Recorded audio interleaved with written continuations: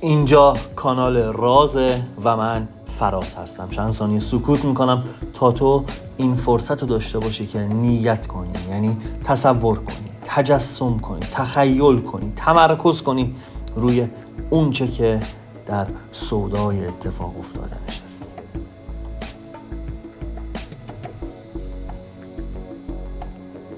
اگر نیت کردی و آماده ای، با هم ببینیم غزل امروز.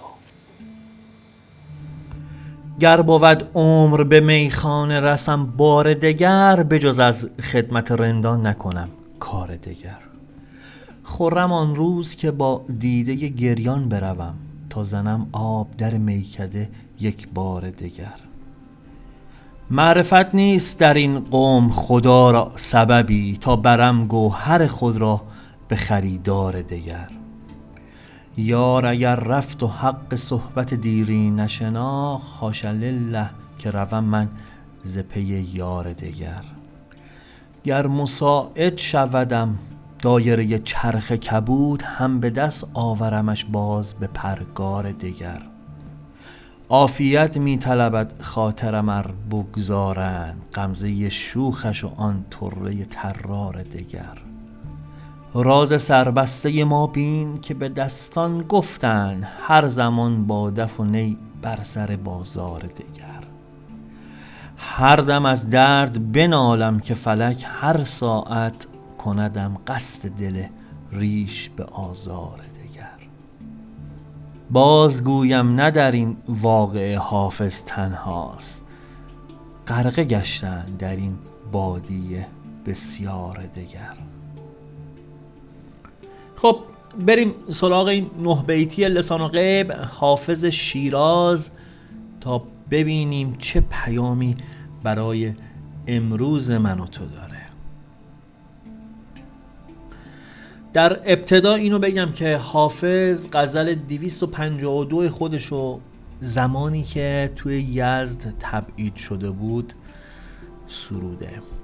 حافظ میگه که اگر عمرم کفاف بده، از اینجا میخوام به میخونه برم و فقط به رندان و خراباتیان میخوام خدمت کنم. بسیار دلتنگ شیراز شهر خودشه و منتظر این هستش که دوران تبعیدش تموم شه و برگرده به شهر خودش.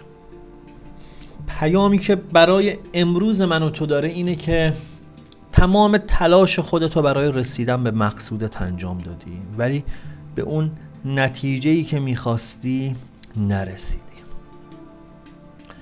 در واقع پیام میخواد اینو بگه که گذر عمر و گذر زندگی خیلی کوتاهه، خیلی همه چی در گذره. اگر به مقصود خودت نرسیدی، اگر به هدف خودت نرسیدی، غم و اندوه حاصلی نداره و جز این که مانع از این بشه که تو راه دیگه رو بخوای امتحان کنی، برات آورده دیگر نداره. در نتیجه بهت پیشنهاد میکنه یا توی شیوه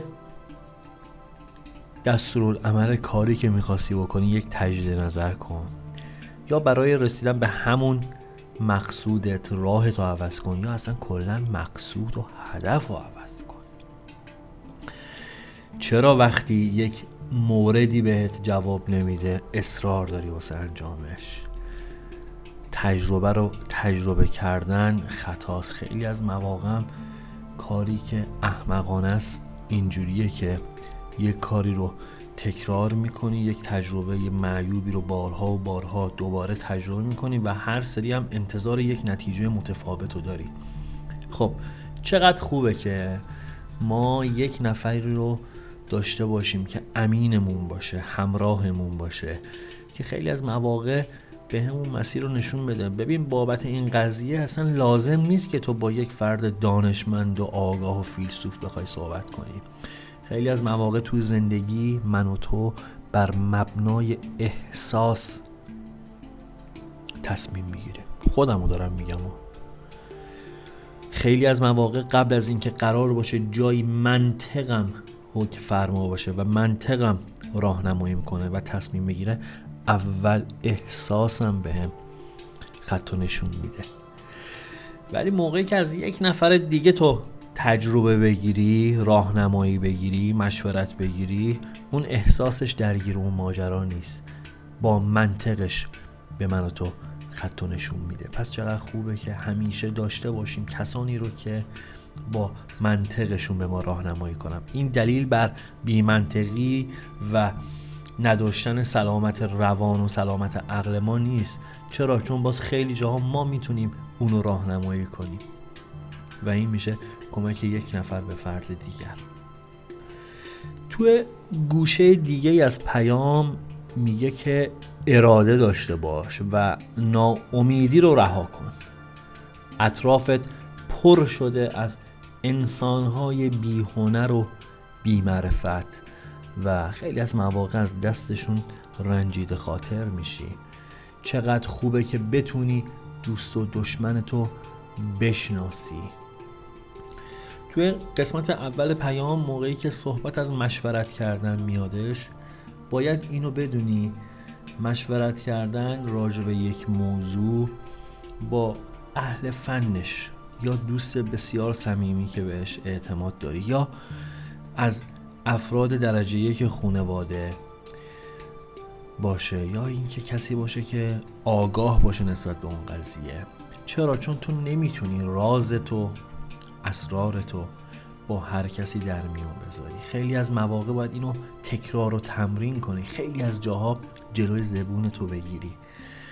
چون اگر بیای خیلی از مسائل زندگی تو با خیلی ها در میون بذاری، ناخودآگاه یک انرژی توی زندگیت میاد، یک انرژی منفی میاد. نمیخوام صحبت از جادو بکنم، نمیخوام صحبت از این داستان بکنم، ولی میدونی مثل چی میمونه؟ من تجربهش کردم. موقعی که یک کتاب خیلی خوبی رو خونده باشی که آگاهت میکنه، یه سرنخایی تو زندگیت میده، یه موقعی یه فیلمی میبینی که به وجد میای و تو میای اینو با شور و هیجان واسه یکی دیگه تعریف میکنه، یا از اونم میخوای که اون فیلمو ببینه، بعد مثلا 2 روز بعد بهش زنگ میزنی میگه فلونی اون فیلمو دیدی یا اون کتابه رو خوندی؟ بعد میبینی اصلا میگه نه وقت نکردم. یه دفعه چجوری تو ذوقت میخوره؟ خب 2 تا حالت پیش میاد. یعنی که میگه این چه آدمی بود، این همه واسش تاکید کردم که این کارو انجام بده و اون انجام نداده. یا اینکه پیش خود میگی من چقدر کودکانه فکر میکردم و من چقدر مثلا آدم حقیری بودم، من چقدر مثلا دیدم ضعیف بوده که یه همچین چیزی رو مثلا واسم اینقدر جالب بود، این واسه دیگران اصلا چیز جالبی نیست. و این تو ذوق خوردن همون انرژی منفی داستانش اینه. برای همین برنامه‌هاتو به هر کسی نگو. واسه خیلیات یه چیزی مثلا ممکنه پیش پا افتاده باشه، اصلا توی کادر ذهنی اونا نگنجه اون موضوعی که تو داری تعریف میکنی و ناخودآگاه حرفی بزنن، سخنی بگن که تو شور و شوقت کم بشه. داستان همینه، نه جادوه نه جنبله، هیچی نیست. برای همینه که میگن هر حرفی رو هر جا نزن، از بارش، از اون قدرتش کم میشه. پیام میگه فقط تو نیستی که دوچار بلا و سختی میشی، همه انسان ها توی مراحلی از زندگیشون فراز و نشیب دارن، پستی و بلندی دارن و اگر قرار باشه تو هر پستی که قرار میگیری ناامید بشی که دیگه فرصت نمی‌کنی فرازو ببینی. صبور باش، شکیبا باش و از خدا کمک بخواه و فقط همین. و این بود پیام امروز. سپاسگزارتم که تا اینجای ویدیو همراه هم بودی. امروز ویدیو رو خیلی سریع شروع کردم، خیلی سریع رفتم سر اصل مطلب. فرصت نکردم باهاتون خوشو بش کنم، فرصت نکردم به تو رفیق قدیمی که همیشه همراه هم هستی عرض ادب کنم و برات از خداوند طلب مغفرت کنم. از خداوند برای تک تکتون میخوام که تو مسیر روشنایی باشید، تو فرکانس قدرت و ثروت قرار بگیرین و آرامش و آسایش چاشنی اصلی زندگیتون باشه. از خدا میخوام هر کجا و هر ساعت از شبانه روز که هستی حال دلت خوب باشه، لبت خندون باشه و از همه چی مهمتر امید سهم بزرگی توی زندگیت داشته باشه. امید که داشته باشی هر ناممکنی رو میتونی ممکن کنی. یه همچین حالی رو واسه تک تکتون آرزومندم. پوینده باشی و پایدار رفیق.